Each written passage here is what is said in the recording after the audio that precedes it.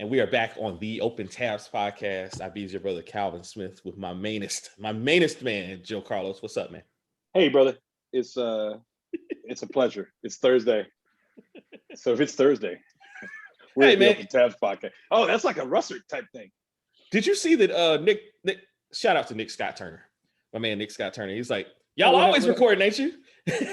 on the Instagram page. I was like, oh, Thursdays we try to have a I didn't see that, but shout out to Nikki. Yeah, shout out to Nick Turner. Yeah, man. Somewhere in Virginia or somewhere. Shout out to Nick. Chief Justice. Well, he's Chief Justice. He was something like that. He was over the King. No, Chapel. he was over the elections committee.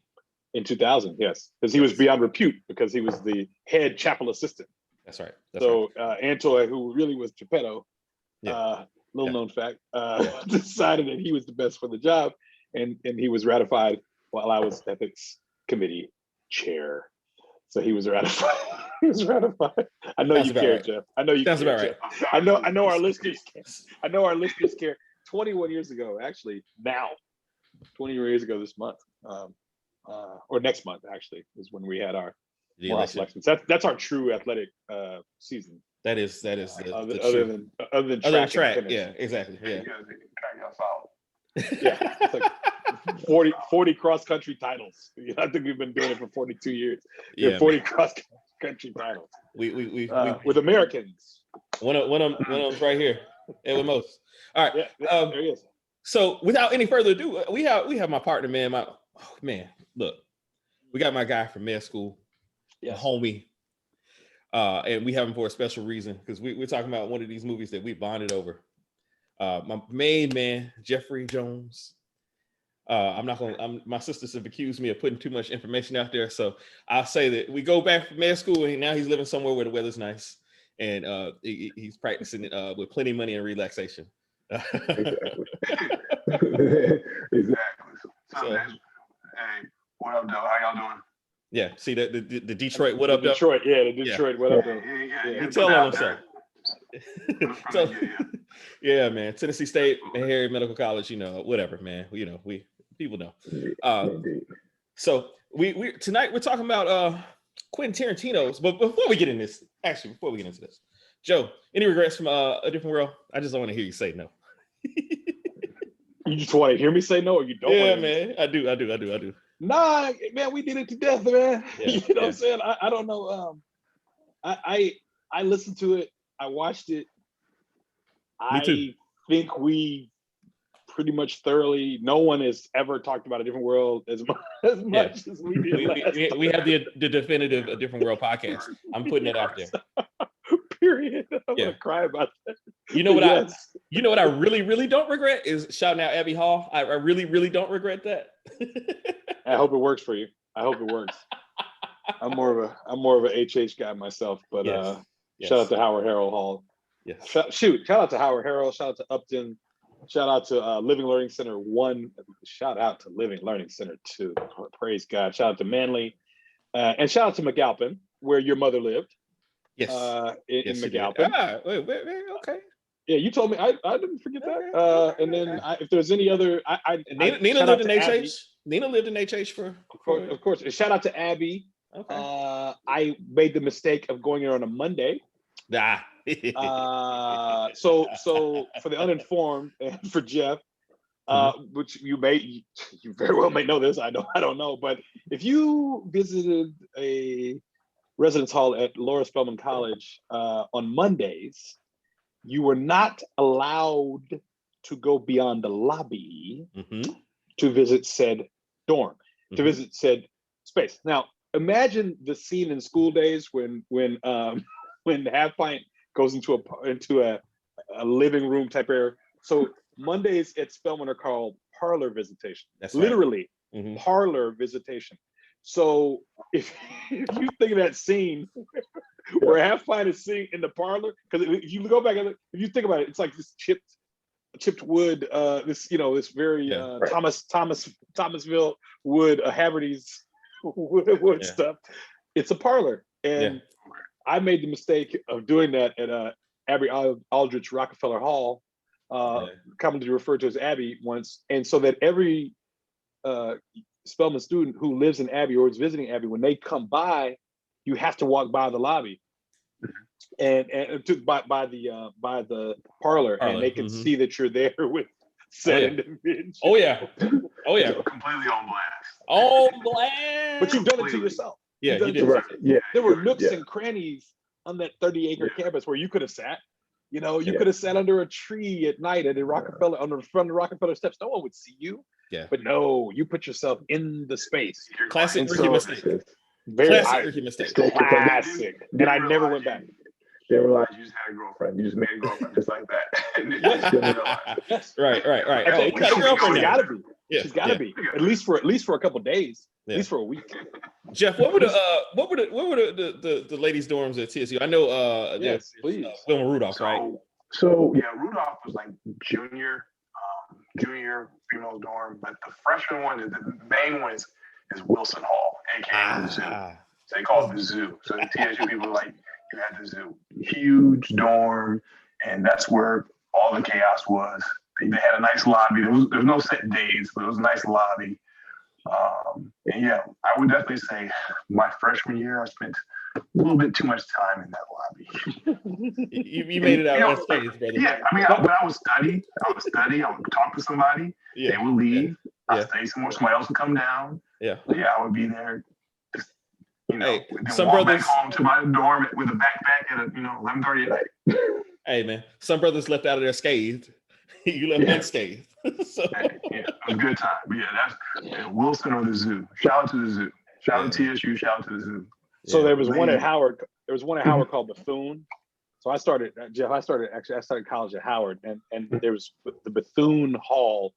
Later they built a Bethune Annex, which now I think it needs its own name. I hope it has its own name. It's not called the Annex anymore because it's been like 25 years. But Bethune had this long hallway, and just like you said, there were like seats, kind of, and they would just walk on by. Someone would come and sit down. You could be there studying, you could be there chilling. But they had a unique thing where you could sign someone in on Friday and they didn't have to leave till Sunday. So a guy could be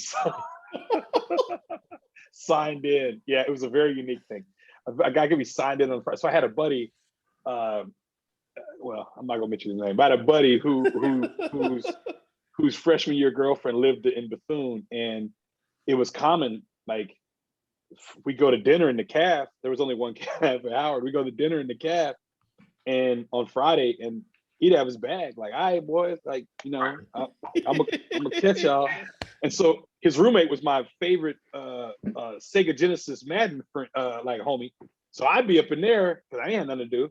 I'd be up. I had nothing to do. 93. I had nothing to do. And so I'm up in there playing Madden 90. We're playing Madden 94. On the Genesis. Yeah. And breaking legs. Breaking legs. We could be as loud as you want because he wasn't coming back. Ace wasn't. I'm just saying his name. Ace wasn't coming back. Ace Boogie. So, shout out to Ace Boogie. Shout out to Ace. He never made lower than it at Howard. He never made lower than what? E-. He was Phi Beta Kappa junior year at Howard. That's he was great. a bad man. Hey man, that's the focus. Yeah. He was focused. Every week can be posted up and still grades. That's what I'm saying. The whole family of kids coming out. Yeah. Hey man. Came through unscathed. Unscathed? When you said unscathed, that's what made me think of unscathed. He is a champion. We need to send him a championship belt. And now just super dad. And now super dad. Just yeah. Squirreled away somewhere. But 20-something years ago, Mr. Weekend. A weekend bag. Weekend bag, yeah, exactly. Yeah. Hey man.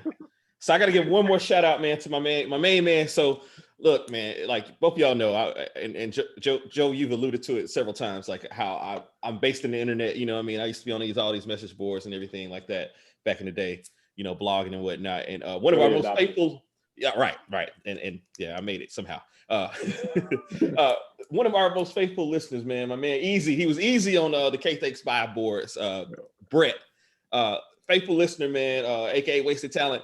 My guy, I wanted to make sure I gave him a shout out, man. He listens faithfully to us. Thank you, Brett. And you know what I mean, he's knowledgeable, you know what I mean, all that good stuff, man. And so I told him I was shouting him out, man. I was like, look, I don't want to call you Easy on the podcast. I want to, I don't want to use your handle. You know what I mean? I want to give you, your government. So shout out to him. I want to give a frivolous shout out to Double Good popcorn. Okay. And the reason being because I bought some Double Good popcorn from the Atlanta chapter of Morehouse College Alumni Association fundraiser. Very good. And we doing that? Well, they did it, and I bought the kettle corn, which was sublime. Okay. And the caramel, which is outstanding. Okay. And but unfortunately, it is in diametric opposition of the diet and my goals, which I've been quite good with, obviously, or great with. So I know that the time is drawing nigh. Keith has been posting some delicious things on the feed, man. Like, she cooks a lot. She Shady's mama cooks, so she's cooking quite a bit, and we've been but tonight we had some sushi, and the sushi was like, and that was the first time since October, I think, that I had sushi. Nice. And so it was a very I got a lot. Well, you looking good, brother. Feeling in my stomach today, but thank you. But I want to give a shout out to Double Good. So if someone's doing a fundraiser and they're selling popcorn, it's probably chances are good to be Double Good. But please check that out. I have no other information about the. Oh, here's my dad texting me now. No other information about it other than that. I do not know how to use my MacBook. But just want to give that frivolous shout out. Okay. So I'm gonna get some shit. Double Good. What's up? All right. So without any further ado, man, let's venture into this world. Man, look, this is a Tarantino film, man. It's our first Tarantino film that we've discussed. This is his, let me see, 1, 2, 3, fourth film? Yeah. Fourth film? The fourth film by Quentin Tarantino, released at the end of 1997. So December of 1997. It is Jackie Brown. But what's the fourth film? This is the fourth. I'm pretty sure. So there's Reservoir Dogs. True Romance is the fourth. No, Reservoir Dogs, Pulp Fiction. Jackie. Three. Sorry. Third film. Yeah, third film. You were counting the True Romance when he wrote. Third film. Yeah, because the ones he wrote, he wrote that episode of ER when I counted. Okay, third film. Third film. I stand corrected for the first but not last time tonight. No, that's what we look for, man. Quentin Jerome Tarantino. Quentin out of Knoxville, man. General. I mean, he's a Tennessee guy, so shout out to Tennessee. He didn't shout Tennessee out though in this film, which is kind of interesting because he did it. He does. He does in this film. Yes. I apologize. I know he did it heavily in Pulp Fiction, like heavily. I'll get to it when we get to the section. I'll talk about it because I thought the same too, and this one's a little bit more subtle, but it also, once you pick up on it, it's like, yeah, that's my Tennessee shout out for sure. Got it. So this film was released in theaters in the end of 97 into the 98 season, the 98 award season, and was favorably reviewed. I think that people, as a follow-up to Pulp Fiction, it was different. And it's to date the only film that he has done that is based off of source material that was already pre-existing. Elmore Leonard's novel Rum Punch. And and I'd like to talk about that a little bit later on. But Geoff, where were you when you first saw this movie? It came out like Christmas, like 97. So that was like my junior year at TSU, but it was Christmas time, so I was back home in Detroit. So at that point, like Pulp Fiction was like my favorite movie, because I saw it when I was 16 or 17, and it was just a whole different world. So like the hype for Jackie Brown was just so elevated. So I think these are my boy James, my boy Dimitri. I can't remember because they're basically the same person. One of them might not exist, actually. I apologize. One of them might not exist. I don't really know which one it was. I texted them like, hey, which one? They didn't even know. So, went there, watched it, and I was definitely I was not disappointed, to say the least. But that's where I was. What about you guys? What about you, Joe? I was in Dallas, just like you said. That was a Christmas break. I was in Dallas, and I saw it at UA United Artists 6 off I-75 in the heart of, like in the middle of town, in the middle of Dallas, and with my good friend, one of my best friends from high school, Hampton Cood, who had just graduated from the University of the South. Sweet Swanee. Yeah, Swanee. And it comes up every. I think I've mentioned Hampton once or twice, but yeah, University of the South, and so it was just like Geoff said, the hype was huge after Pulp Fiction. Yeah, which was our, it was everything for that movie was everything to us. So we like I said many times to you, Calvin, we had bought season tickets. We had a luxury suite. We had bought season tickets for Quentin Tarantino. Okay, what's he doing? I watched ER because he wrote an episode of ER, and I brought that up for a reason. Because I remember at the height of Pulp Fiction mania, he'd written an episode, and then like they had sunglasses on, and you'd have to probably go back and find it. Yeah, and or even Crimson Tide, because you mentioned Silver Surfer. Yeah, there were just little Quentin things. And so this is a whole film, and it's got Pam Grier. So we were like, we're going to see this. So so I saw it probably December of '97, whichever it was released in December. So I probably saw it. I mean, like late December. So I probably saw it a day or two after Christmas in Dallas. For sure. You guys remember it was a McDonald's tie-in? Do you remember that? Like this film? Yeah. I am 97% sure that it was like some sort of you win Tarantino, like they had one of those deals where you can win like $500,000. It was, I'm pretty sure McDonald's. But that that's that. You just I forgot. Hey, yeah, I believe you. I looked up, but yeah, I remember that to be like that's how level hype it was. How that you can win Jackie Brown's money. So yeah, you ever think about who goes in, who at McDonald's says, okay, we're going to be involved with this film, and the only reason I'm saying because now it's real. My daughter's 6, so and Happy Meals are a way of life, and so literally right now it's I can't remember. It was Star Wars all summer because everything was back. It's Pokemon right now. Yeah, it's Pokemon right now. It is. I'm sorry, because I just looked over and I saw two pieces, two things for Pokemon. But I'm wondering like how do they say we're gonna go Jackie Brown, which live action really isn't their strong suit. But to your point, it was Quentin Tarantino. They knew their target demographic, and I mean he did give him a shout out with the Royale with cheese. Royale with cheese. So that could have been his end. One of my best friends says he does not say cheese. He says Royale with cheese. Royale with cheese. Like he sound like my guy in the UGK skit. Hey, I can just talk it.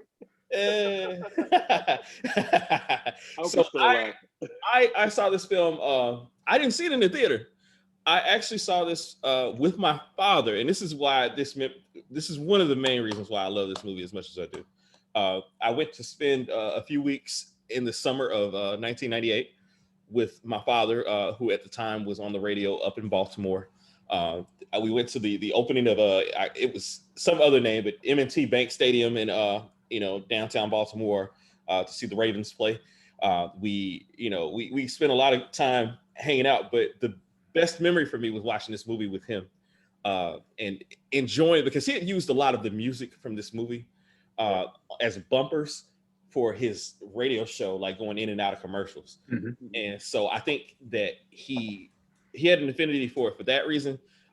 He wasn't really a big Pulp Fiction guy, but he loved this movie. He was like, look, we got to watch this movie together.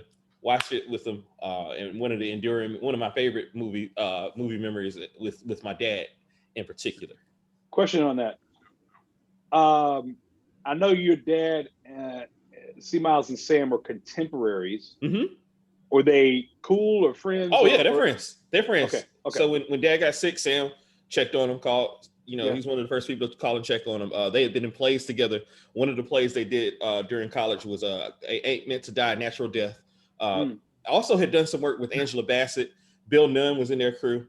There are several other guys. Like I'll never forget so they had a friend named Hop. Okay, and this is going somewhere. We had it was like New Year's. We went over to Hop's house for New Year's, and Sam was there, Bill Nunn was there, and my Uncle Skip, Uncle Skip Darden. And so me and my sisters, were, being the clever kids we were, we were like, you got a friend named Hop and a friend named Skip, you need a friend named Jump. You need the nickname Sam Jump. I just realized that. Yeah. So, you know, the Smith kids, you know, we got, you know, doctors, but we kind of corny still. You guys are quick on your feet. Yeah, you know, that's one way of putting it. One way of putting it. Very. But that's wild. Okay, I think yeah. so. I mean, that's probably a cool added. But at this point, I mean, Sam at that point probably made 25 films. Yeah. Sam was working, man, and you know, but Sam definitely, you know, and Sam owes a debt of honor to and is loyal to Quentin, because Quentin really jump started along with Spike, you know. Yeah. But his nominations have come from Quentin's right. Yeah. So you know, yeah. So what little things stand up to you, Joe? What little things in this film pop out? I always say music. We just gotta find a category for just talking about the music because let's talk about it now. I love it. Okay, well, you brought it up. You just brought it up for a moment, saying that you know your dad had used it for bumpers.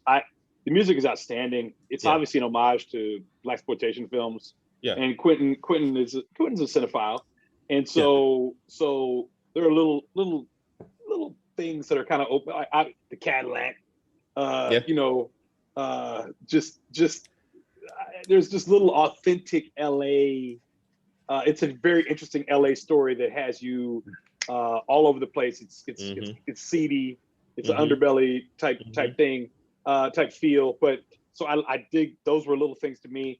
Also, just the sprawl of the urban sprawl of the city as well, which you kind of see in Heat. Ding ding. Which you kind of see in Heat as well. Yeah. But the glut of the mall and the things that can happen in a mall, how big these wide open spaces are, and I think it's interesting now to look at it when it's like, well, you know. This model is dying now, but at the time it was very much thriving, so to me I think the little authenticity of the work that well not the work but of what was portrayed about LA at that time. And I got this over in Compton, I got this over in Hermosa Beach, I got that over there, we're going off night. I think the LA speak, that was a little thing for me that I thought made it very, very cool and a different type of LA story than others that have been told. For sure. What about you, Geoff? What kind of little things stand up? Probably the main thing that I enjoy about this movie is it was like one of the first movies I saw where the people were just hanging out. Like the main plot is going along the whole time, but most of the time when they're interacting, they're just hanging out, whether they're at a bar, whether they're somebody's house drinking coffee, drinking screwdrivers. So I just hadn't seen like normal people hanging out and just having a conversation. Most movies were like, you know, big set pieces. Some I was watching when I was, 15, 14, big set pieces. Like it wasn't a whole lot. Just let's hang back, let's shoot the shit and do that. So that was just something, just being able to watch that and appreciate that. Like, hey man, I wouldn't mind hanging out with them, even somebody Odell, I wouldn't mind hanging out with him in certain, instances, not all the time. Not all the time. Certain situations I hang with Odell a little bit, lightweight. Yeah. That was one thing that when I was watching, I was like, man, this is cool, man.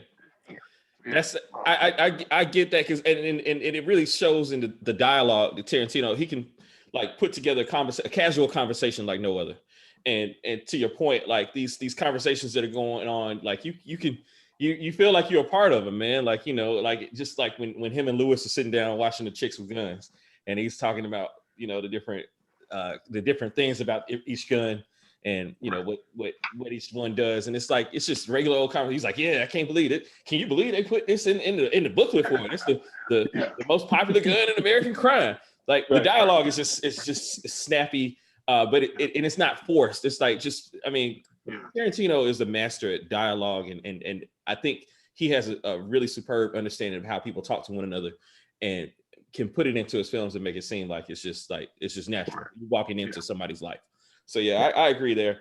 For me, I like the the little references to film and pop culture that he throws in. You know, like again, Quentin Tarantino is a super nerd. He's a former a movie rental store worker. So you know his catalog of movies is deep. You know what I mean? And so he's got like, you know, there's one point where you walk in on into Beaumont's house, and there's an interview with Tony Curtis going on, and Tony Curtis talk about having the pleasure of a woman, you know, and then there's the chick with guns, and then, you know, Melanie's like, oh, there's Demi Moore, which clearly it wasn't Demi Moore, but you know, I did look it up to see it. Just to confirm. Was it Demi Moore? It wasn't Demi Moore. But and like the movie with Nani Vitali, which he was like, oh, is that Rutger Hauer? He's like, no, that's Helmut Berger.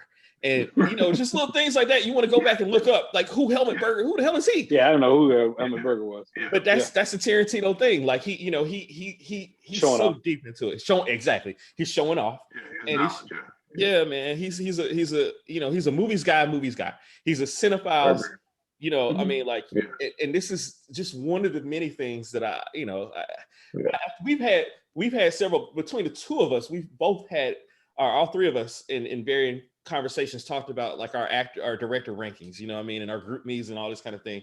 And I think I don't give Quentin Tarantino enough props in terms of where I rank him because of things like this. But you know, he does go a little too far sometimes with showing off.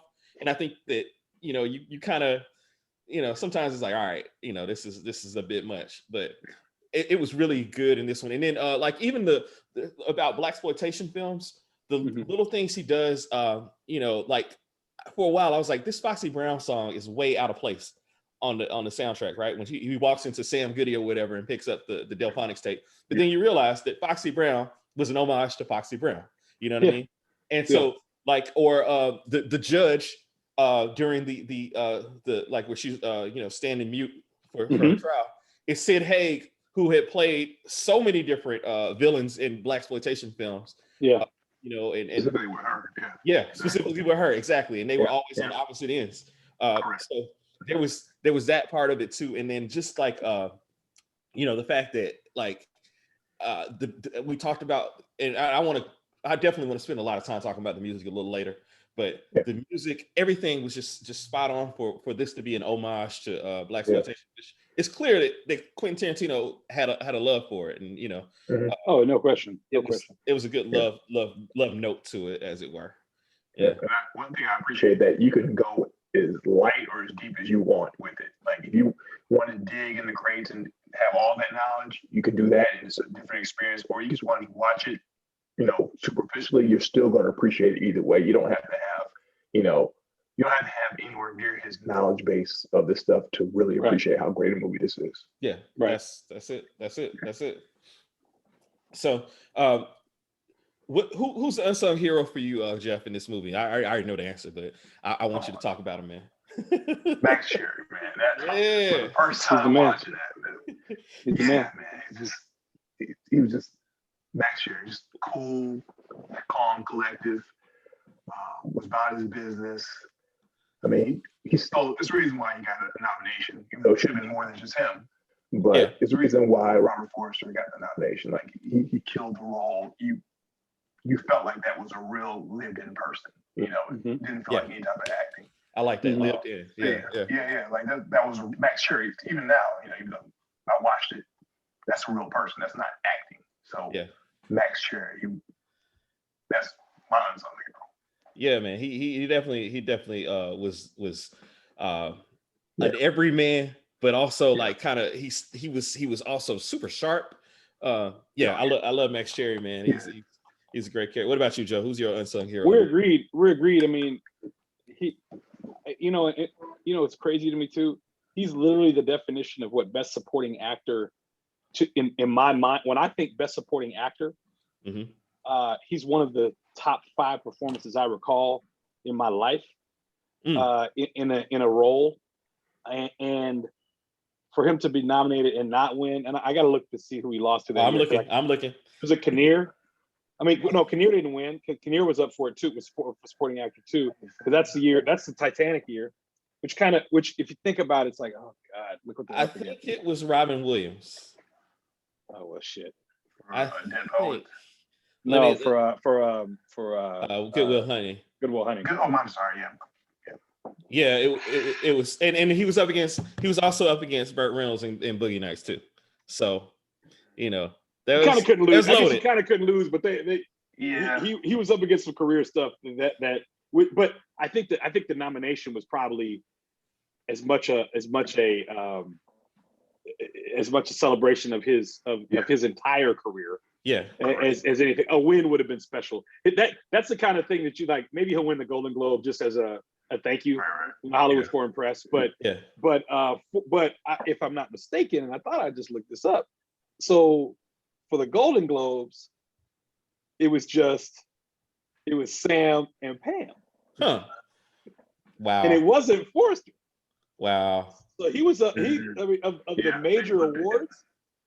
He was up for of the major awards. Yeah. It was really just the Academy Awards. So of the major awards. Kind of interesting how that worked out.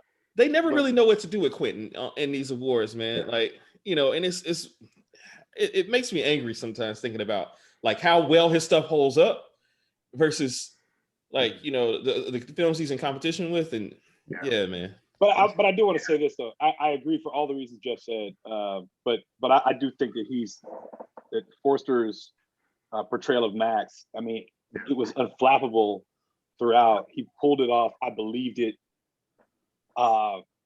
in totality.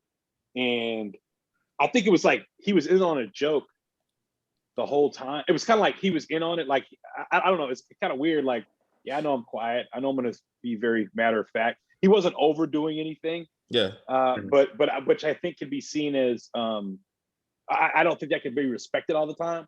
But I think he really did delivered an outstanding performance, being so even keeled, which he could have gone another kind of way. And he was a perfect match with Pam Grier in that, because who doesn't love Pam Grier? But he does it in a way that he shows it with his eyes and with his face, without having to say it, which is not easy to do at all.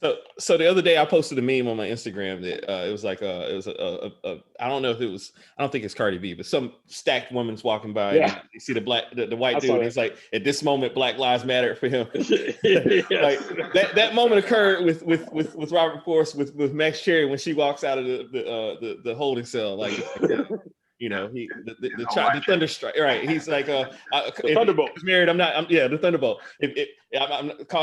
Tell your mom I'm not coming home. Like that moment. Richie Vento. Sunshine. Right. Yeah, man. So mine is a little different for me. Oh, who's yours? My unsung hero is actually my man Ray Nicolette, Michael Keaton. I knew it was gonna be. I knew. I'm a Michael Keaton guy. He's the only one with any lines. He's the only one with any lines. But you know, I mean, like, Jeff's reaction was outstanding, by the way.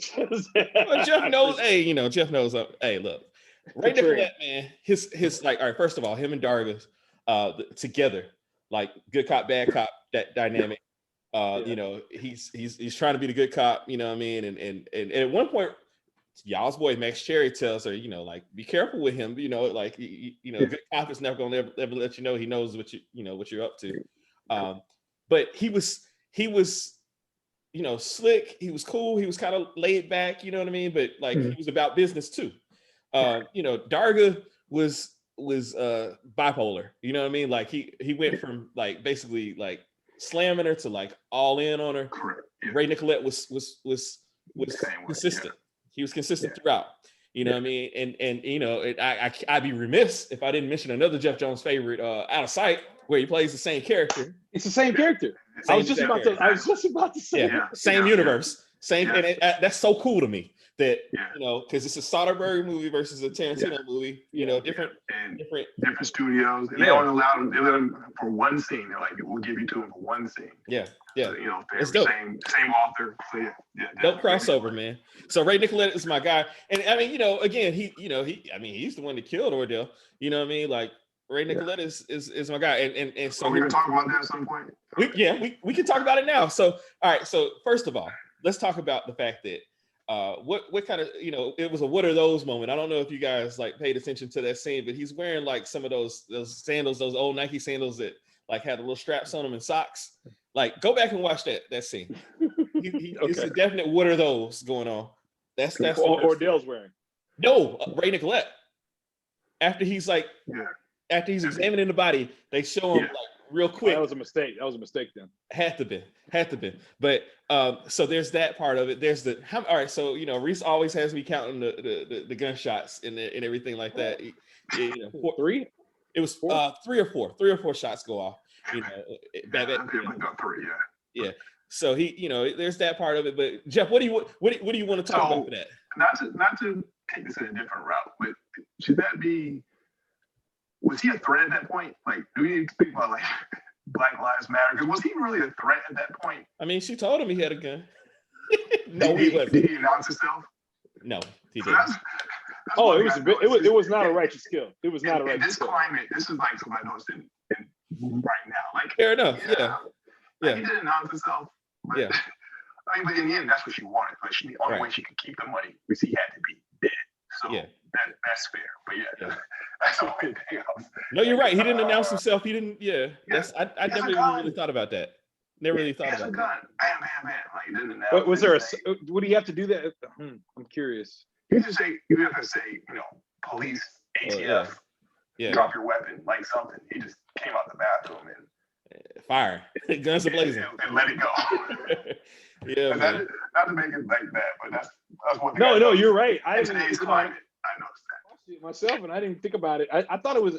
I knew the end. I knew how it ended. I knew the ambush, and because it was an ambush, and I knew that. But I'm thinking, like, since they got him on murder one for 3 people, well, really for 2, really 2, but 3. You could tie Mel in there for 3. Would they? I wonder. Harry, it's gonna be it's gonna be ready to shoot at that point. So he did have a weapon in his hand, and this man's killed 2, 3 people. But he did not. To your point, Geoff, he did not. He didn't announce himself whatsoever.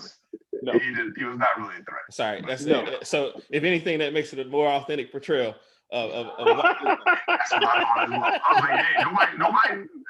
It was no problem in '97. Like, that's kind of what happened. It ain't no problem now, really. I figure that's what it's supposed to be. Like, that's kind of what.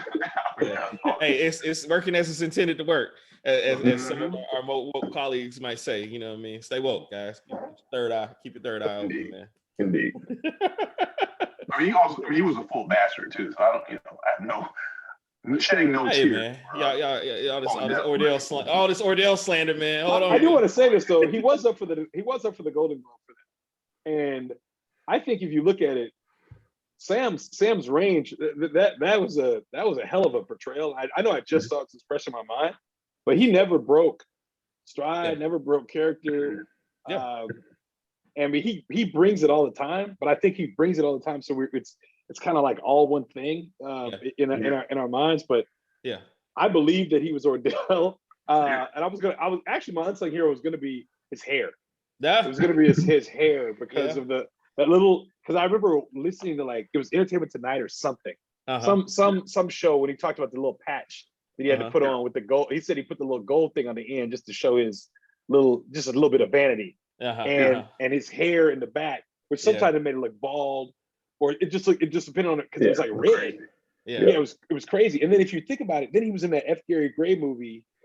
Shortly thereafter, they gave him like red hair. Remember that when he was in the F. Gary Gray, the Negotiator, the Negotiator. With Kevin Spacey, that's right. And our boy Paul Giamatti. And he was his hair was red, and that's very odd. He's had a plethora of bad black wigs. Like, he's had all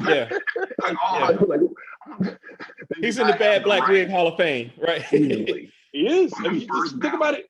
In Tarantino film, I mean, the Cherry Girl, then this Steven, but Steven's, at least that hair was believable. The Steven hair was believable. You just hate Steven so much that the hair is a byproduct. The hair gets just because of Steven. True, but he's had some bad wigs. Yeah, man. And I'll say this, like, looking at the poster, it reminds me. So I was in that craze at that time of wearing the Kangol. I actually wore the Kangol to my prom. I had sunglasses and a Kangol. Oh yeah, you backwards. Yeah, you had to have it backwards. It was an unstoppable. It was an unstoppable look though.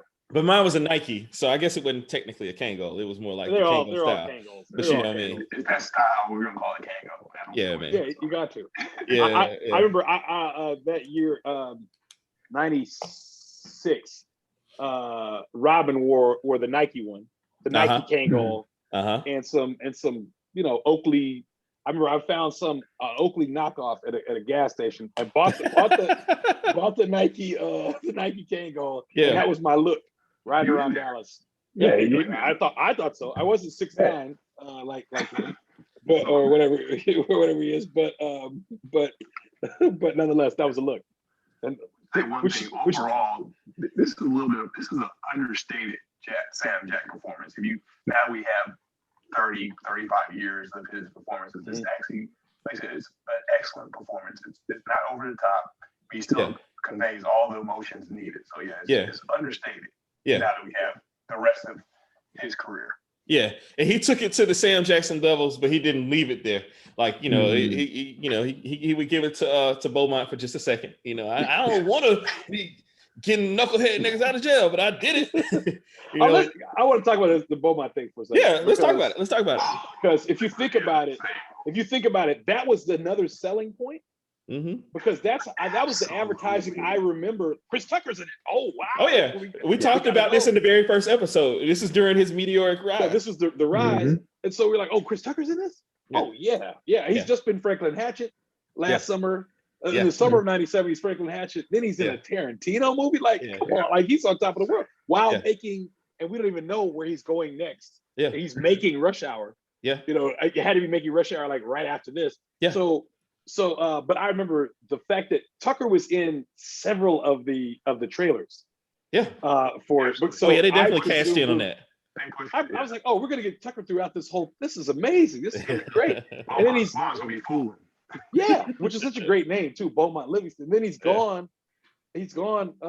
3 minutes after we see him. Yeah. And it is what it is. But it's interesting how Quentin he pulled like a Woody Allen. Yeah. And whoever the hottest person was at the time, he's going to have them in his film. Yeah. And he did that then, because if you think about it, everybody else is definitely. I mean, you've got established Mount Rushmore. This picture behind me. You have a Fonda. You have a Fonda in the film. Yeah. You have De Niro, Robert De Niro, Pam Grier, Sam Jackson, Keaton.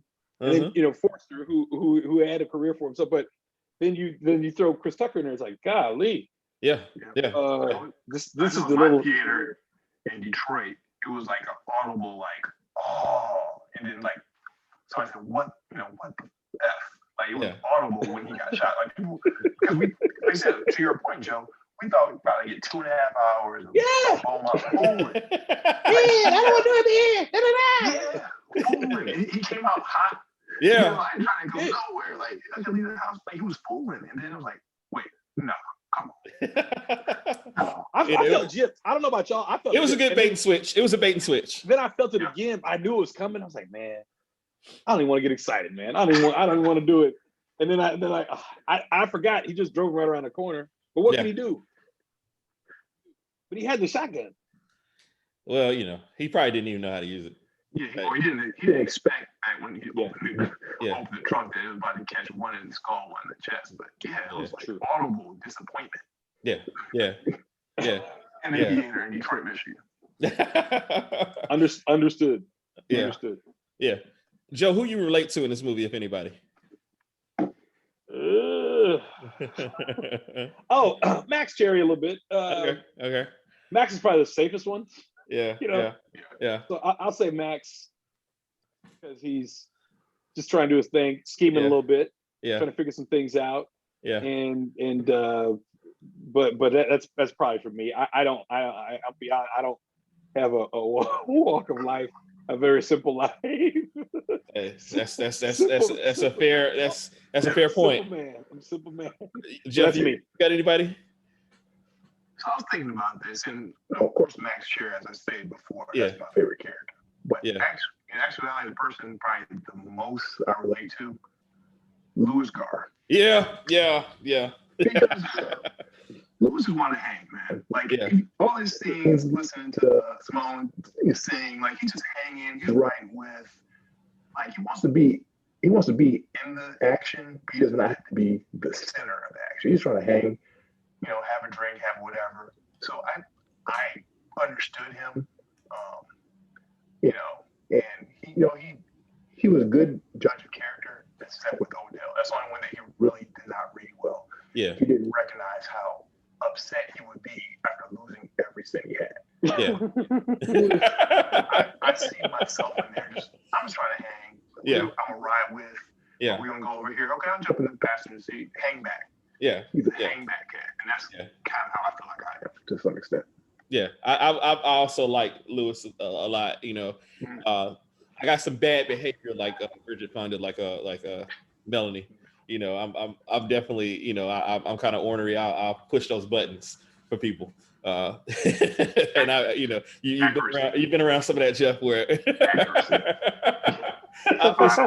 I'll push some buttons, you know what I mean? But I'm not quite that bad. Not quite as bad as some other people we might even know in common who might have worse behavior than me. But I'm definitely I can relate to that. Do I have some Ordell in me? Not really. But I felt Ordell quite a bit. I enjoyed, look, man, Ordell had a whole plan. He was trying to get out of the business. He was like, I'm making my money, I'm done. You know what I mean? And spend the rest of my life spending money. He had his young ladies in the different spots. You know what I mean? He had Sharonda and Simone, and Melanie. He was content to be a bad guy and do his thing and get out the game. But were they at Sharonda's in the end? Is that where he went to pick him up? Yeah. That was his spot in Compton. That was Sharonda's. Yeah, that's right. Yeah, because she was on the couch. Yeah. I couldn't tell. She was so. I was watching on my phone, and so maybe that was the. She had a guest turn on season 4 or 5 of Sex and the City. I know she did a lot of work. Yeah, a lot of work. But she had a guest turn. She was a neighbor of Miranda's. Miranda's baby, Brady, I guess his baby's name was, wouldn't stop crying, and she had some seat that helped him stop crying. But she was like a couple doors down. Yeah. And so when I saw her, I was like, oh hey, I forgot baby girl was in this. Yeah. Oh yeah. I know she was on the practice. Yeah, that was her main thing. She was. That was her main thing. Yeah. She was working. She was with one of the Harris brothers. And it still is. She was Condi Rice in Vice. Yeah. She was. Yeah, that's Lisa K. Hamilton.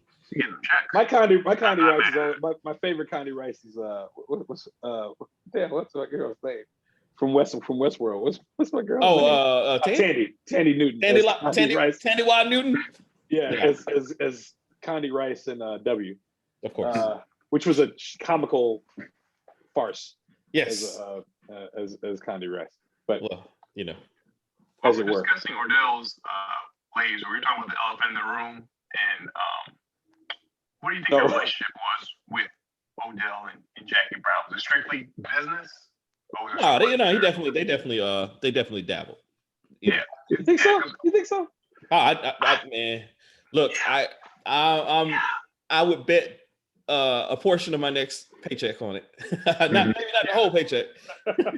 Okay, well, with that kind of certainty, I'll fold. I think the way he kept all of them that way, I think that was kind of almost a requirement to get down with his program. And he was also pretty comfortable when he came to our house at 2 o'clock in the morning or whatever it was. And lights off too. Yeah, like that tortilla lamp. I had so many of those because they were absolutely like 7 months. So it's key. Another one. Yeah. Another $12.99, just get another one. Yeah. Those things it was cheaper to buy one than buy a new bulb. Yeah. I remember there was an Ace Hardware at Howard on Georgia Avenue in Georgia, New York. avenues, and I remember went to Ace, like, how much is the bulb? It's $25. So I got it at Kmart for $19.99. There's no way in the world. I'm not doing that. Yeah. Just go back to Kmart. Yeah. But the trash. Yeah, exactly. but I now that you all mention it that way, there was definitely some familiarity. Yeah. There. I who think could blame him? I mean, hey, so Pam Grier, man, like, yes, man. I mean, and this is like Tarantino has some quotes out there where he's like, well, he's not really trying to restart people's careers or anything like that, but he certainly has done it multiple times. And this is one of the instances, like, after this, she was in the L Word for a long period of time. She's, I mean, she's back working regularly. And she was fantastic. I mean, and here's the thing about Pam Grier, she always was, I thought, I watched my fair share of blaxploitation movies for one reason or the other. And she's always been still a pretty good actress, even in the midst of all the schlock going on. But in this film, like, I mean, she's like, she's holding her own with Sam. She's holding her own with De Niro, to an extent. Well, he's not really, they only share one scene together, but, she's holding her own with Michael Keaton. Like, she's a powerhouse, and I really appreciate the fact that she got a chance to shine like this and really show her chops. She was fantastic, man. I love Pam Grier, and this film is like, I mean, if this is her legacy film, I think it is her legacy film. I think it's surpassed Foxy Brown, it's surpassed Coffee, which are, again, I've seen those more times than I care to share. She was phenomenal, man. You guys agree? Yeah, like, I'm looking at the best actress nominees and winner for that year. There's no reason on earth she should not at least been included, if not one. Yeah, she should have been nominated. I mean, I agree. Yeah, there's no reason. Yeah. Like, she was a powerhouse in this movie. Yeah. So it was Helen Hunt. Helen Hunt won that. Kate Winslet. Yeah, exactly. And that was debated. That was debated heavily as well, because she kept going in and out of accent. By the way. Yeah. And I love As Good as It Gets. This is one of my favorite films to watch. But of the top 20 favorite films to watch.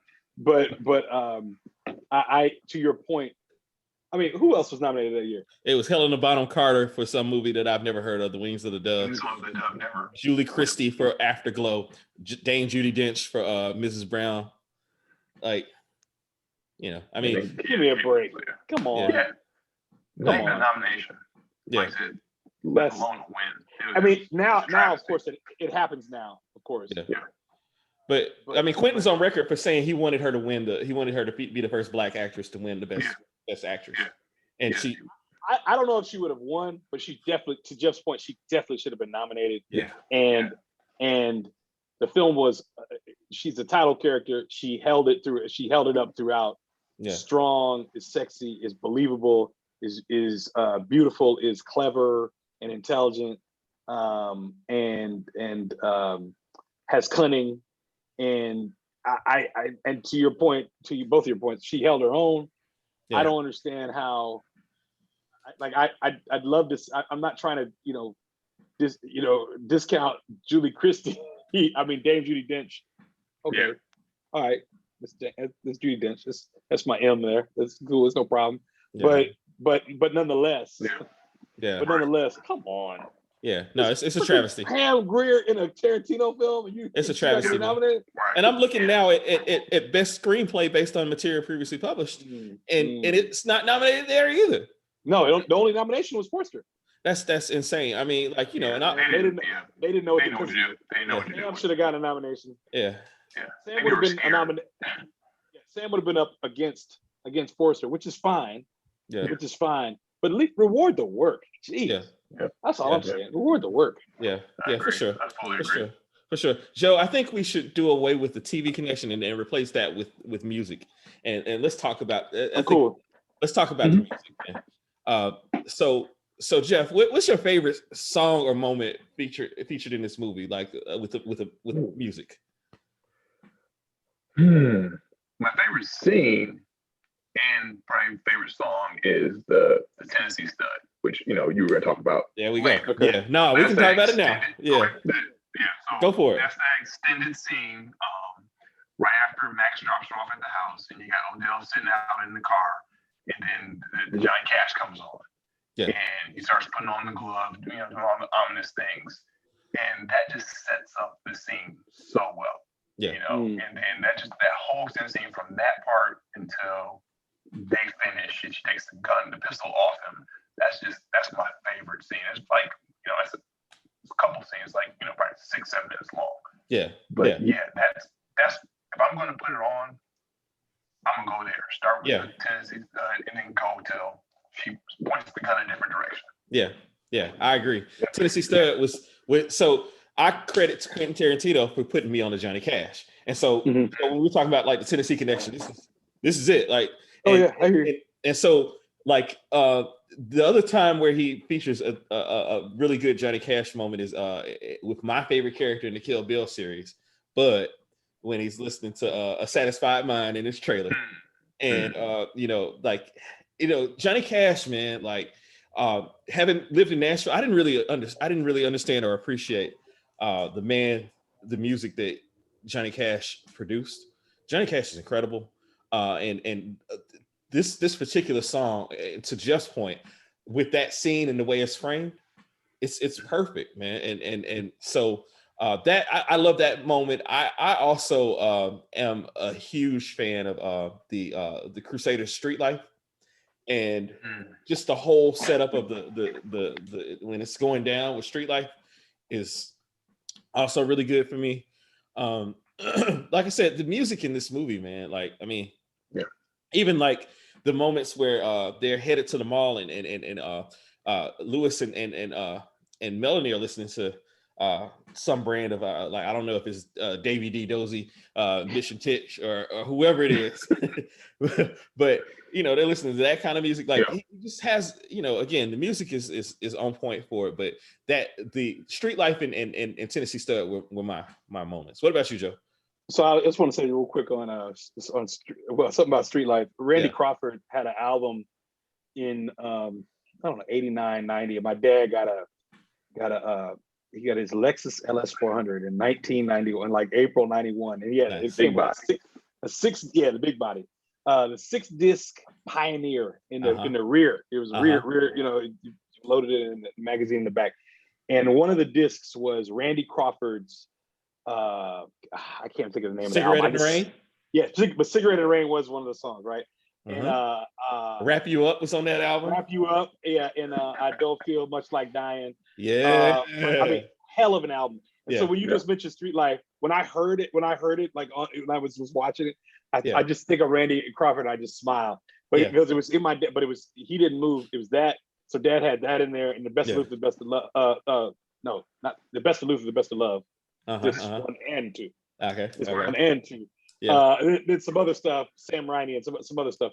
But still, so I just thought about that. So I love, whenever I hear her voice, it just takes me back to like being 16, 17 years old.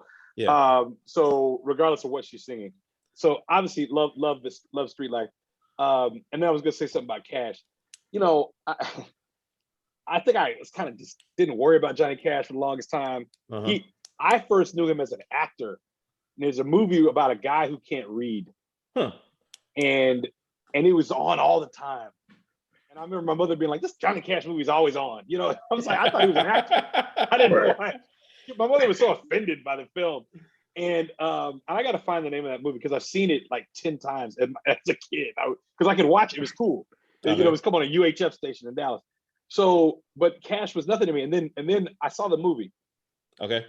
And then I was like, I had a serious Cash period. Like where I was going to try to find rare live recordings at prisons of Johnny Cash. Oh yeah. And the crates.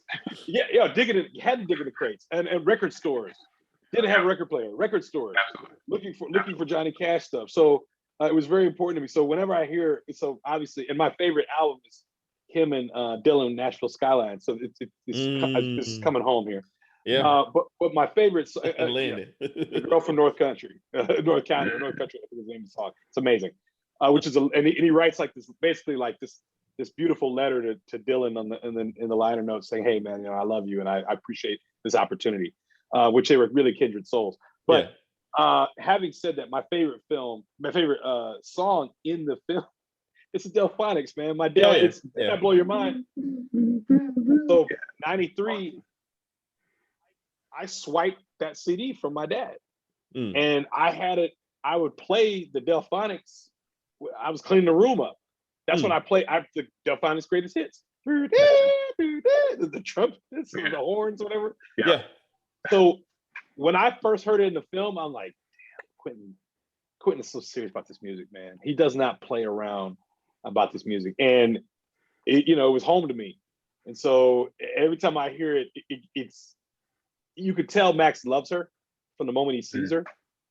And so it's used, it's whenever he plays it, he's thinking about her, or trying to, whenever you hear it, he's thinking about her, or trying to find a way to she blew his mind that time. Absolutely.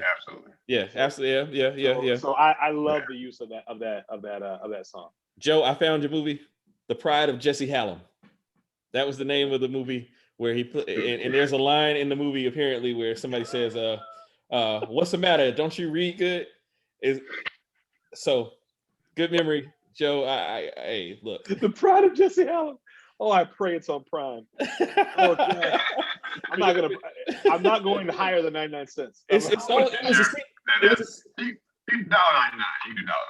CBS movie, so maybe it's on CBS All Access. Maybe it is CBS All Access. Or Paramount, that Paramount thing that they showed 19 commercials of on the Super Bowl, and I finally got it at the second. I'm like, why are they showing? Oh, it's The Rock of Paramount, the mountain. Good Lord. Yeah. Sorry, that took a while. Yeah. No, you were not the only one that was lost on. The Super Bowl. Sometimes they overthink it a little bit with the commercials. So yeah, man. Societal impact of the movie. I don't think this is a really society impacting movie at all, other than just solidifying Black Lives Matter. Black Lives Matter. Thank you. Black Lives Matter. Yes. That's all we got. The rest of it is we hanging. Yeah. I want to follow up on what Geoff said earlier about the conversation. Sure, go for it. I don't think it can be mentioned enough how much information is dispensed in those conversations, and then how much information is superfluous in those conversations as well, or innocuous, I guess, in a sense. And you've got, as the viewer, I think you've got to pay attention and lock in, because you don't know if it's going to come up, something's going to come up later, or anything like that. Yeah. And so when they're sitting on the couch talking, okay, this is what he does for a living. He sells guns. Okay, this is what he does for a living. Or with other conversations where they sprinkle in things, and where Quentin does show, hey, I know my movies. I know my stuff. Yeah. That's the purpose of sharing that. Or then we're going to also share things about plotline too. Yeah, I think they're all important, and I think you that first time you get a soliloquy, then you're like, oh yeah, I'm watching the QT film right now, baby. I forgot. Like, let me sit back and listen. So many great quotables, like when he's talking about the guns. At the AK-47, when you absolutely positively got to kill every motherfucker in the room. But further to that point, and to your point, Joe, about like how he has changed exposition in movies forever. You don't have to have this on the nose exposition like this is this is that. He sets it up through casual conversation, and then like even the deception of Melanie very early on. You get when as soon as Ordell leaves the room, she's talking about how how dumb he is, how he's not, he later on in the film she talks about how he moves his lips when he talks, like when he reads, or when he's reading. I hope he moves his lips when he talks. I hope he's not. When he reads, like the little things like that, man. The exposition in the film, exactly. He really is a master of that. What do you think, Geoff? Yeah, no, I agree. Like I said earlier, like the whole plot of the movie was told through just sitting back and hanging. Like it wasn't just those casual conversations in random places. Yeah. And stuff that you wouldn't even realize is like pivotal to the movie. They were just having this casual talk about it, So it was just hanging, that's pretty much I said that about 7 times. But I mean, that's how I feel about hanging. And and then it made you feel like these people really knew each other. Yeah, Like, it wasn't just like they've known each other long enough where they could just sit back and just have a casual conversation, talk about some real shit, important shit. And still, all right, you know, Cordell was drinking 3 or 4 screwdrivers at a time. Like, he would refill it, do another, one another. Yeah. He was getting wasted. He was getting fucked up. Yeah. But he's still talking his business. So, and that's kind of how things are with people who know, people who are, know each other, familiar with each other. You can talk important stuff, no matter what the, environment or, the level of intoxication. Well, I think it's also cool. Yeah, I think it was also cool when he said, "You used to be beautiful, man." Yeah, man. Yeah. Talk about that. Let's that moment there, man. How you not get a? I mean, what the like? Sam was acting. Shout out to Derek Cameron, man. He pointed out on the Instagram page today, man. He's like, "Yo, that's his favorite line, man." Like, I think everybody. I didn't see that one. I gotta go back and look and shout out DC for that. But I think that's I just watched. It's like an hour ago. I just finished that line, and thanks y'all for your patience. But finishing that line, that was so beautifully delivered and so powerful. Yeah. And then he kills him. Yeah. And so you could tell it hurt him. Yeah, absolutely. You're my boy. Yeah. Yeah, exactly. Yeah, that was rough. That was rough. No, really but it was delivered with a great deal of authenticity. Yeah, absolutely. What do you guys think about the heist itself? Like I actually thought, as heists go, and this is, I mean, it's lightweight a heist movie. It's not really a heist movie, but there's a heist in it. I thought that it was a good take on it. Like I'm on record for being a big Rashomon multiple viewpoints person. I like to see the different viewpoints of the same event. I love that kind of thing. I thought that it was succinct to the point. Didn't go into a lot of, again, in Quentin Tarantino fashion, didn't go into a whole lot of exposition about what the actual details were, other than to let you know essentially what to expect when there was the big twist in it. And that, for instance, in the first run through that Simone leaves town with the money. I mean, that was unexpected, those kind of things. But I just thought that it was a good, I thought it was one of the ideal ways to use a heist in a film, which essentially, like Geoff saying, is about hanging.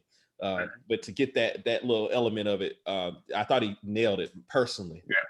I don't know. Yeah. What do you guys think? I think as far as his movies, this is probably the one that's the most rooted in reality. It's probably based on that it was, some source material. This is more of an actual, real life heist. It wasn't, we're not sliding down buildings with, grappling hooks. Yeah. This was some basic, not anyone, most people can kind of figure out a way maybe to get this plan across. Yeah. And I appreciate it. Like I said, this movie is pretty much set in reality. I enjoyed it. I didn't need to know all the details ahead of time. We didn't need to have the blackboard or the chalkboard with all the different arrows. Like, here, we gonna do this time. Second time we do it differently. Yeah. And we out. Either we get the money or we don't get the money. Yeah. But that's what we gonna do. Yeah. Fair enough. What you, Joe?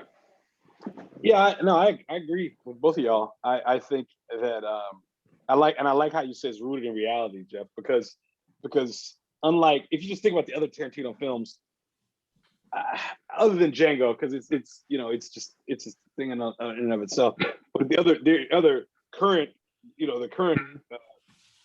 films, they're just a little odd, just a little fantastical, I guess, in a sense. But this one was like, oh, these are regular people doing things. And that was interesting to me that she leaves after a couple of days and goes to Spain. I'm thinking Ray Nicolette probably is going to see where Jackie is. I don't know. Yeah. I might wait a month before I go to Spain, or maybe she knew the block was hot. But she's a flight attendant, so it's not like travel. She might go from Mexico to Spain, exactly, in some other kind of way, and get something done, and no telling who she knows down in Cabo. So it is, it is what it is. But other than that, I I really thought it was an extremely believable story, and which probably what makes it so entertaining. Yeah, yeah, because it's relatable. Yeah, yeah, yeah. Shout out to my man Tiny Lister for his brief cameo. I mean, I don't know if it's a cameo or necessarily. Winston, my man Winston. Who's that big that big Mandingo looking? Real subtle flex by my man Max Cherry to have that photo. That was spot on. Definitely on purpose. And when they'll call him out, he kind of realized he was dealing with a different type. It's not his normal type of person he deals with. He kind of make sure he peeped early on though. That was a different animal himself. Yeah. I wonder what made him go into Max's office though. Like I'm curious, like why of all the bail bondsman places, why did he go to Cherry? That's a great question. Maybe he was. Maybe he was going through a rotation of people. I don't know if that was like kind of his thing, like being that he probably had to bail some people out previously. But I mean, I would have liked to know, to your point, what kind of led to that choice. But I mean, because we never got that, Yeah, no, that was never really, fortuitous for us. I can't say enough about Bob De Niro's performance in this film and just how like subtle he was as Lewis. This is not like very many of his other roles. He hadn't played any real losers like this up until like the end of his career when he's playing Bad Grandpa and some really bad films. Fockers. Yeah. The less we say about the later Fockers, I do like the first two, but. Yeah, I like the first two. Yeah. just said. I wasn't ready for that cringe comedy in that point. Yeah. That's one of the very early Geoff Jones and Calvin conversations. Which is funny because you love The Office now, but at that point in my life, I was not ready. Yeah, but the Office in comparison to that is I don't know, like a Waffle House sirloin steak in comparison to a porterhouse for wherever your finest steak is, in your respective cities. Okay, that's fair enough. Y'all have any nitpicks or things that you didn't like about the film? I mentioned the fact that I think they would have followed her, even though it was neat and tidy. Yeah, I think she would have. I do believe they let her keep working because that's how else you're going to ensnare. That makes sense. Yeah. I do believe all those other parts. I just think you're leaving town right after this happens. I don't know. You're driving around in Ordell's car. It's like you're thumbing it to us. I just have a problem thinking that they wouldn't follow her somehow. Yeah, I don't know how much longer she lasts. I don't know how much longer she lasts. Yeah. And then all of a sudden she's got $500,000. And he didn't even ask. He's like, yeah, at least you bought the suit without the unmarked bills. I appreciate that. Where is she getting $300 from? True. They just mentioned how crappy her salary is. Right? Yeah, where she get that's rent for that's a month's rent for her. So I'm really, and she had that little Civic. Man, talk about that. Actually, thank you for bringing that up, Joe. Mm-hmm. Did you know that is the same Civic that my man Butch drove in Pulp Fiction? Same Civic. I don't know how because it was smashed up. As I said it, I was like, Calvin's going to say it's the same one. As I said it, when you said, "Did you know?" Because all I could see is him hitting Marcellus and then slamming into the pole. Yeah, man. And then Marcellus getting up and letting it spray. Then the sing. Then the chopper sing. A sweet lullaby. Kathy Griffin was in that scene, standing over him. Yeah. Yes. Well. Yeah. No. But So that is an interesting. Another little. Oh, and also when she came in on her answer machine, it's Tarantino's voice. Yeah. Which I know I'm not telling you all. You Jackie Brown but I listened to. I was like, that's his voice. Because he usually finds a way to get in. This is about the only way he could get into this film. Jeff, anything that you? Only thing that I kind of peeped by the last one or two times I watched, I never thought of this before. So he went in the house to kill her, right? Because he was worried that she's going to, rat on him, yada yada. Yeah. He agreed to her plan pretty quickly. Like it was kind of a big 180 from, all right, I'm about to kill you right now in this house to, okay, I'm gonna give you, either 200 grand or $75,000 of my own money. So that was one thing. But if you calculate, like I said, the elephant in the room that maybe they had an intimate relationship, makes a little bit more sense. But just kind of the flip went pretty quickly. Like she took his gun, he left out the house. Like what's stopping him from going and get another one of his guns coming in there and ending her? So that was the only thing I was starting to think like, yeah, that was a little bit of a stretch that you go from those two extremes. But like I said, that took the 57th time I've watched the movie to even consider something like this. Yeah, yeah. So No, that's mine. I'm with you on that. Yeah. So mine's not really much of a nitpick as much as it is like, I try to follow your rule, Geoff Jones, about book before movie. But I couldn't help in this sense, but to, I discovered the book after the movie. And so in reading the book, the changes that were made are pretty significant. Like it's really two different stories. And very, very loosely adapted. Very, very big. Very loosely adapted. For instance, Jackie Brown is Jackie Burke, a white woman. And the Ordell's not a black man. It's Elmore Leonard. I think that there's an anecdote that Tarantino was afraid to present the script to him initially because he was like, I've changed the material so much, but he made it his own. But it's just so loosely based on, and it was kind of disappointing to read the book, really. And I guess that's where the Geoff Jones rule comes in. Well, actually, my rule, and Leonard is my homeboy from the crib, but my rule is movie before book. So you did it right. Okay, I did it right. Okay. Yeah, because most times, like I said, when people read books first, then you go into the movie, you have your own idea of how so-and-so is supposed to look, so-and-so is supposed to act. That's Iman's the other way around. Exactly. Okay. Iman's a different way. He wants to, you already got your own your imagination is so much deeper than what can be put on the screen. Sure. That you're always going to be disappointed when you read a book first. So it's movie, then do the book. Okay. But, in your case, it worked out because, like I said, you were a little bit disappointed. The same way with Fight Club, my favorite movie, is back number one again. Saw the movie. Interesting. Went and read the book. Short story. But yeah, the book is not as good as the movie. Yeah. With Fight Club, in my opinion. You were off of Fight Club for a little while, man. It was kind of MAGA, just to keep it 100. I thought it was a little MAGA, but then kind of going back, it's lampooning MAGA. Yeah. So I'm good with it. Okay. Yeah, I'm good with it. Yeah, I'm just back. It's back. Interesting. So, fellas, Joe, what's left? What have we left on the cutting room floor? Because I know Reese is listening intently.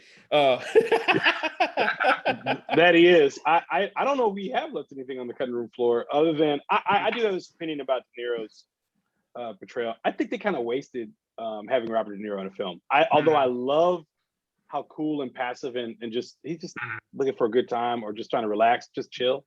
Yeah. Although I love that, it's like you have Robert De Niro. Yeah. In the film, and he's so good, I guess, that I forget that he's acting in this role. Yeah. But this is the movie he made after Heat. Yeah. True. Very true. Where he's like this, this quiet, dominant guy in this film, and then he goes and does this. I don't know, man. It was kind of interesting. Because I thought they could have done more with him. I mean, you had De Niro in the film, and I thought they could have done more with him. They say they had some beef. They say that Tarantino and De Niro had some beef for that very reason. I think De Niro wanted more. Well, you got me out. De Niro wanted to be Max Cherry. That's right. He That's did. why he got into it. Yeah. And he wanted to be, I think, also Travolta. It was a couple people wanted to be Max Cherry. Yeah. But Tarantino said, I wrote this for Robert Forster. Yeah. I can't give you this. So he gave Bob De Niro Louis Gar. So that's kind of how it got there. But yeah, I see. How do you think it works with De Niro as Max Forster? I think I feel like I have too much backstory with De Niro, just kind of seeing him, and for him to be as understated as that, I think it's kind of it would be hard for me at that point to see him. I agree. Just I agree. Heat, I agree. Casino, like that's Robert De Niro. Like, no, you don't think that he's going to be love struck. Yeah, the way Max Cherry was just struck immediately. That's Robert De Niro's too cool for that. Yeah. I agree. So speaking of some other casting, like they wanted to do, they also talked about Gene Hackman in that role. Again, I would have been too stuck on that's Gene Hackman. Although I think Gene Hackman could have played this. I think he could have killed it though. He I think he could have. But he's kind of got a physical presence. Yeah, that's what I'm saying. Like that might have been a little too much. Yeah. As Forrest is kind of diminutive in a weird kind of way. Yeah. And he's kind of schlubby, but not schlubby. So it's so believable that he's this guy. Yeah. He wouldn't have needed Winston. He would not have needed Winston. No, Gene Hackman, I believe. I believe Gene Hackman would take care of business. He doesn't move his arms when he walks. It's like he's not taking up much space. It's just kind of like, shoulders. Like, he's that the whole character. Yeah. It's a high-waisted man. Correct. No, he's not. He's not a big presence in the room. As opposed to Hackman and De Niro. Yeah. Yeah. Even I don't think Travolta pulls that off. I don't see Travolta and Pam Grier. I can't see that. I can maybe see Hackman and Pam Grier. Maybe De Niro. I mean, that's playing the type. I mean, for De Niro, but he loves the sisters. But I think Forster, just 99% of us not knowing who the hell that is. Yeah. I think to Jeff's point, we don't have the history. We don't have the baggage. And it's not a bad thing. It's not a bad thing to have that history, but we don't have it. So I'm not thinking of 11 other people when I see you. Unlike Sam. Sam has been in X number of things. Yeah. And he's Ordell in this. Yeah. But he's not Ordell in Coming to America. He's not Ordell in School Days. He's not Ordell in Jungle Fever. He's Ordell in this. Yeah. And not Ordell in Django. But he's Ordell in this. Yeah. So I think it's a great bit of casting. Bridget Fonda, I think she's under I don't know what. I got it. Like I get it. Yeah. And it was cool. And I love all her scenes. I appreciate it. And the way he killed her, it was so cold-blooded and it's so 97, 95. Yeah. No cameras. Yeah. No cell phone. I mean, he gave her a fair warning. Yeah. Say one more thing, Lewis. Yeah. He was stressed. Yeah. Oh, that's what I was gonna say though. The treatment of women in Tarantino films is pretty tough. Yeah, And by and large. Yeah, it doesn't get any better in any of his films, really. Like, I mean, looking at Bridget Hammerschmark in Inglourious Basterds, like, I mean, he's rough on him. Correct. Yeah. When I watched that, I was like, I cringe. Yeah. I want to see how she went out. Yeah. Like, you could just hit her. I'm like, don't hit her either, man. Yeah. Which is what I couldn't get.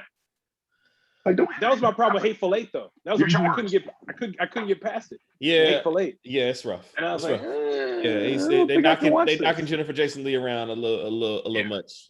Like, I don't think I could see this, especially with her being the only, not the onlyest woman. Can we talk about this real quick? Because y'all, kind of. Prime reference, go for it. Look, Hateful Eight. 17 minutes into it. Hateful Eight, man. Hateful Eight. You talk about dialogue and everything like that. Hateful Eight is the quintessential Tarantino dialogue movie. I get it. It's tough. I think you have to have a level of love for old Jack Burton, aka my man. I do. Kurt Russell. I do though. But you also have to have a little bit of love. You have to be able to have those Venn diagrams from Walton Goggins as well. And you have to, there are a lot of tough people in this movie to love. And the Jennifer Jason Leigh element does, it's rough. It's a rough film. Yeah. But I think that the payoff for it is so tremendous. And that it makes it worthwhile. I saw that on a cold winter day in Nashville. I went to the what was that? The Opry Mills, and saw it in the Opry Mills Theater.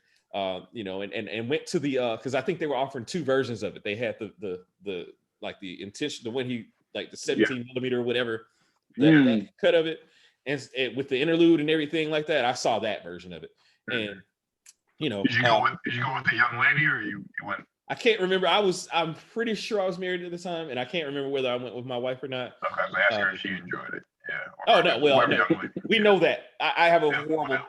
Yeah, no. I have 100% women that I take to a movie, they don't enjoy the movies at all. Going back to Life Aquatic, and you said you have 100%. No Country for Old Men. Yeah. Some of those ones like, okay. Yeah. Right. So, but no, I don't think I did. Now I did see Django with my ex-wife. We saw that together at the same theater, I believe. And you know, that was an enjoyable experience actually. So I'm actually not 100%. I'm maybe Detroit. 10%. Sorry, go ahead. Shout out to Detroit. Shout out Renaissance High Detroit. King High over here. The less we say about that, the better. Maybe next time you're down here, maybe we'll go ahead and spend those 3 hours, and I'll watch Hateful Eight with you. Hey man, let's do it with some cigars. You know, I don't know. Yeah, man. You know how I get down. I'll do that. That's the victory for me. Joe. Yes, sir. Hell of a show. Jackie Brown. Look, man, guys, you know, so my sister Nina's going to listen to this, and she hasn't seen Jackie Brown. We talked about this earlier. Yeah, I know. You know, watch it. Nina, you know, she'll come around to it. She'll watch it. Yeah. She says she's going to watch it. Okay. I put Snowfall. I put Snowfall on her immediate agenda. I told her she needed to do that first. But for those you that have not watched this is so it's on Pluto TV, an app that is associated with my Xfinity. I found out today. I don't know where else this movie is streaming. Joe, were you able to find it, or Geoff? Either one of you guys able to find it? With $10, I had to pay for it. No, I watched it. I rented it on Prime. Yeah. I don't. Yeah, it's not. You know, but I think it's well worth. You know, So oh yeah, this is what we didn't talk about actually. It's a good way to close. Geoff, where does this movie rank for you? You can rank it any way you want to. Any way you want to. Where does it rank for you though? It's definitely in my top 5. At one point, it was probably 2. Okay. Top 5 all movies. Overall, you know, yeah. Overall, I truly love Jackie Brown and always have. Yeah. So yeah, it's definitely in my top 5. Probably 3, 4 somewhere in there. Probably 3. I can't think of something. Fight Club, Die Hard, probably Jackie Brown 3. That's solid. That's solid. Yeah. Solid. Joe. Yeah, I don't know where to rank it. I thought about that, and I was like, maybe we won't rank tonight. Get out. Almost made it. No, I think it's an enjoyable film. It's probably one of my favorite Tarantino films. Okay. But I'll rank it in my top 50. No. Yeah, sure. Top 50 films. Yes, absolutely. That's still great cinema for to be here. Somebody's top 50. Oh yeah, absolutely. Yeah. And definitely top 3 Tarantinos. Yeah. I'm really. It's Pulp Fiction and Glorious Bastards for me, even though it's tied for 3 with Once Upon a Time in Hollywood, which I really, really loved. We need to talk about that one day. Okay, no problem. That's a second hangout movie. Yeah, that's absolutely. A second hangout movie. Absolutely. Yeah. And there's I think that what we talked about with De Niro, I think he learned a lesson in how he used Al Pacino in this movie. So, but that's a conversation for another day. Yeah. For me, Joe, were you done? I'm done. Yeah, I'm done. Right. Yes. So for me, so this is one of the very first argument / points where my boss got disappointed in me. We were talking about films. My boss, Richard Fremont, shout outs to Rich. One day you'll listen. We talked about this today. But he was so disappointed because this is my number 1 Tarantino film. This is my all-time favorite Tarantino film. I love it more than Pulp Fiction, more than Hateful Eight, more than Inglourious Basterds. I love all his movies. Don't get me wrong. There's not a Tarantino movie I don't like. I can say that without a doubt. There's not a single Tarantino movie I don't like. I like all of them. But this is number one for me for that. As far as it was in my top 10 for quite a while. I don't know if it's still in my top 10. I think it might be in the top 20 now, but it's certainly it's way up there as far as films and just in general, like my Sam Jackson performance is in my top 3 Sam Jackson performances. Robert Forster, thank goodness, went on to do some other fantastic work. His work in Breaking Bad. Shout out to Geoff Jones, who's here right now. I know. Favorite series of all time. Yes. Another one. Yeah. And even his final turn in El Camino, where I think they gave him a lot more shine. I'm so grateful for Tarantino for thinking about him and writing a role for him in this movie, man. So man, Jackie Brown, man. Again, if you haven't seen it, it's just a good movie, man. Just watch it on the strength of that. You don't have to be a cinephile to enjoy the hanging aspect of it, as we say. Not at all. Great film. Fun movie. Exactly. So, Joe, next week, Jackie Brown, Pam Grier, the indomitable Pam Grier. Next week, Joe, we're gonna keep it. We're gonna keep it LA. We're gonna keep it LA. Too much for the man. LA was too much for the man. And we're gonna keep it one of these actors from this film, as we mentioned, Michael Mann's Heat. Oh, who does LA like Michael Mann? Ooh. Who does LA like Michael Mann? And so for the longest, like when Facebook first came out, I don't know if you remember this about Facebook, Geoff. When Facebook first came out, one of the things that you could do was put quotes in there, right? And your quote was and also on all the message boards you joined was the Albert Torino. He's like, man, where's your empathy? He's like, empathy was last week. Today you wasted my time, or you wasted my motherfucking time. We're wasting motherfucking time. Yeah. Exactly. Hey. We gonna that diner scene. Yeah. Man, he, and so Joe, I know like we don't. It's kind of not good etiquette to mention other podcasts, but I'm gonna have to go and do some comparison of what because they've done it twice on a major film podcast. It deserves to. I mean, this film deserves to. This film deserves to. I'm a huge. I know where I was. I know who I saw it with. All that. But and then I've been probably in more debates about this film, not discussions, debates. About this film, about this scene. Well, you're going to be in another one next week. Yes, I know. Than any other film that I can recall. So the who won the scene. There's so many conspiracy theories out there now. I mean, there's so much to read about it. Thank gosh about it now. So we've got a whole week to do that. But this is one I don't need to watch again, but I'm going to. Well, I'll tell you what, don't watch the TNT version of it.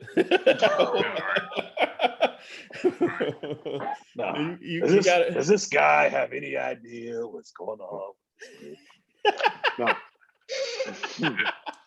I can't wait to break out the Al Pacino impersonations. The whole. I gotta have some tea to get my throat just right. You think we'll ever do Any Given Sunday? Do you think it'll be? Absolutely. Okay. Hopefully, we'll do it with a couple of our notable people from the house, man, from the annex. The triplex, if possible. Okay. Oh, that's right. I forgot about that. Yeah, but if nothing else, we could just talk about the song "Any Given Sunday" by Jamie Foxx. Playing as he walks out of a little spot in Vizcaya. There's so much to talk about there, and I've been giving more and more thought to what was mentioned about a movie we probably need to insert into this season. And so we'll figure out when we can throw that. That Kurt Russell movie? No. Well, that's been brought up a lot too. But no, I'm thinking of a certain Wesley Snipes movie that we and Woody Harrelson. So Wildcats. You mean Wildcats, right? That's Wildcats, right? Money Train. Gold, yeah, and you know, Absolutely money train. ain't no vista, ain't no view. Ain't no vista, no view. No, we got to fix, especially since we're going to stay in a locale for a little while here, whether you guys like it or not. So yeah, I mean, it's for us. And that, I don't care. Yeah, we ain't got no executive producer. We ain't got nobody's cousin or nothing. Licensed punching buttons and telling us when to stop talking about something. So that's very evident. No, I look forward to Heat though next week, and White Men Can't Jump in the future, and all the films in the future, but and television shows and albums and things. No, I'm down. I can't wait to talk. This will be our first Pacino, I think. No, I think it is. No. Carlito. Oh no, what am I thinking? Carlito. We did Carlito. Right, we did Carlito. So and they were really close in time when those films were very close in time actually. So Heat's 95. Heat's got to be 95 or early 96. Yeah, it's either 95 or early 96. So it was 93, I believe. Yeah, 93, and then it was 95. Heat was 95. So Geoff, shout outs to your wonderful, beautiful wife Danielle and your beautiful daughter MJ, the superstar with the boots, wearing boots to baby showers, man. Yeah, exactly. No, thank you to them for letting us borrow you tonight. You know, thanks for having me. This has been fun. Thank you, Geoff. Worth staying up. It's definitely I enjoyed this, you know. Absolutely. Yeah, we're so used to this thing up there. Well, Calvin's got that hour on us. And actually, it's funny because you and I were raised in Central. No, Detroit's on Central Time, right? No, they're Eastern. Oh, my bad. Golly, I don't know why I thought I was raised on Central Time. Yeah. And but then you went to school in Nashville, and that's the time that to me that makes sense. Central is the most key. This Eastern is the worst. Yeah, Central. It just makes sense. Yeah. Why does the news come on at 11, an hour before it's time? It's midnight. Like why? What possible? Calvin, I don't want to hear. I mean, I see both sides. And you know what's even crazier? Think about when TV started. When they started with this TV thing, right? With TV shows, 8 o'clock. You know how dark it was. In New York. I remember I went to see J. Edgar in November at a movie theater off Broadway, and I walked out at 5 o'clock, and I swear it was midnight. I was looking up what happened? Yeah, get out of school and it's 4 o'clock. These kids just walking around. It's nighttime. Yeah, definitely. I Am Legend. As long as we've been human beings, we still haven't mastered this whole time thing, and I think that's really the gist of it, man. But with that being said, guys, we're gonna close this tab and wrap you up. hey guys, listen to some Randy Crawford in the meantime. You won't be disappointed. No, you won't be disappointed. You will not be disappointed. She got some nice tunes for you. I just want to say she did "Knocking on Heaven's Door." A version of it was used in Lethal Weapon 2. Yes. And then Ever Changing Times, she did a version of Ever Changing Times that was used in Working Girl. So she got the little credits back when the soundtracks mattered. Wow. Yeah. Right. All right, guys. Well, so we're closing out. No problem, man. And don't go anywhere, Geoff. We're closing this out, and then we'll see you guys on the next episode.